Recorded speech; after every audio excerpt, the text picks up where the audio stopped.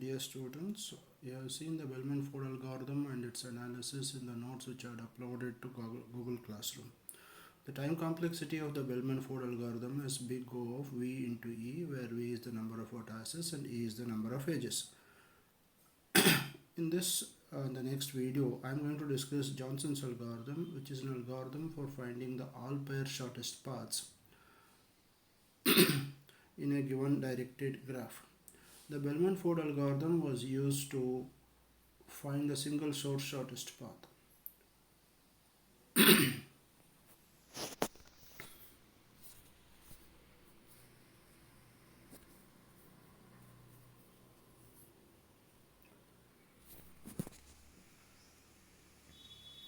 I had also asked you to review the distress algorithm, which you have also studied in an undergraduate course, which is one of the popular single source shortest path algorithm. The time complexity of this distress algorithm is big O of V square plus E, or it can be said as big O of V square only because E will be far less as compared to V square.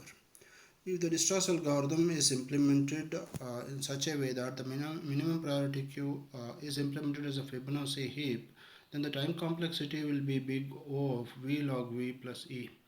Now, this algorithm is much faster than the Bellman-Ford algorithm, and hence whenever we want to find the single shortest path, the distress algorithm is the one which we use.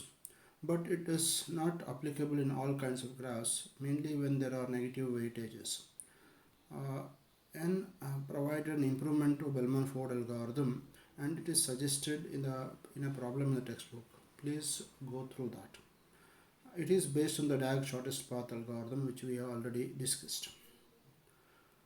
The all pair shortest path algorithm, which we are going to discuss now, is something like this. Given a weighted directed graph GVE with the weight function W, it is required to find for every pair of vertices u, v a shortest or a least weight path from u to v. This problem can be solved by running the single source shortest path algorithm multiple times or n number of times. If the distress algorithm is used, the time complexity of such an algorithm will be big O of v square into v, that is big O of v cube. Or it can be big O of v square log v plus ve if Fibonacci heap is used. If the Bellman-Ford algorithm is used, then the time complexity will be big O of v into e into v, that is big O of v square into e, which for a dense graph will be big O of v to the power of 4, because the number of edges e will be equal to n into n minus 1 by 2 in a dense graph. But we also need to explore some better algorithms. Literature has seen many algorithms that have been proposed. Most of them are based on dynamic programming. One of the dynamic programming based algorithm has a time complexity of big O of n cube log n. The Floyd-Warshall algorithm, which again is a different recursive formulation, again using the dynamic programming method, has a time complexity of big O of n cube.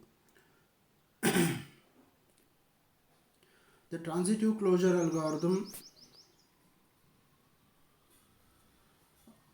has a time complexity of theta of n cube, but it executes faster and uses less space.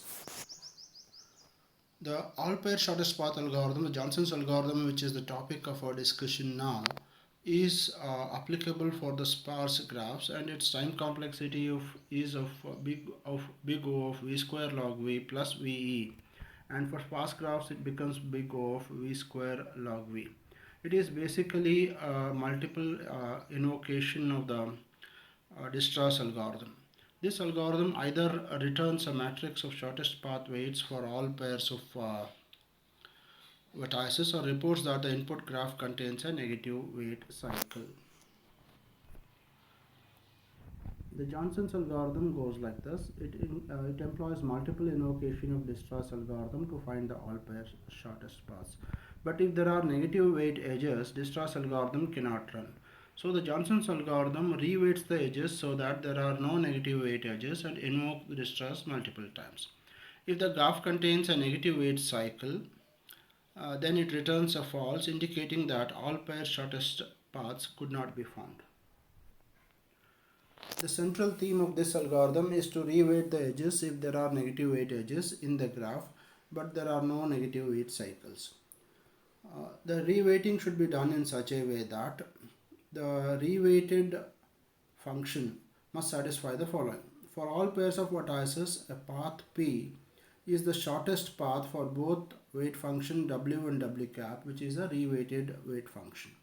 And for all the edges u comma v, the new weight W cap of uv is non-negative, that is, it is either 0 or more. The Johnson's algorithm makes use of the following weighting methodology. It basically talks about creating a new graph from a given graph. Given a weighted directed graph GVE, whose weight function W maps the edges to a real number, we define another mapping function H which maps the vertices to a real number. And for each edge uv, we define the reweighting function W cap of uv as W of uv plus H of u minus H of v, where H is a function which the Johnson's algorithm defines based on the vertices only. Now, this particular definition will have to satisfy our two requirements. The two requirements being the path weight should be the same for the original weight function, the reweighted weight function, and all the weights of the reweighted weight function should be non-negative. We'll stop this video here. In the next video, I'll discuss the Johnson's algorithm and how the reweighting function is going to achieve the two requirements, and also the multiple invocation of Dijkstra's algorithm gives us a better efficient algorithm for finding the all pairs shortest paths. Thank you.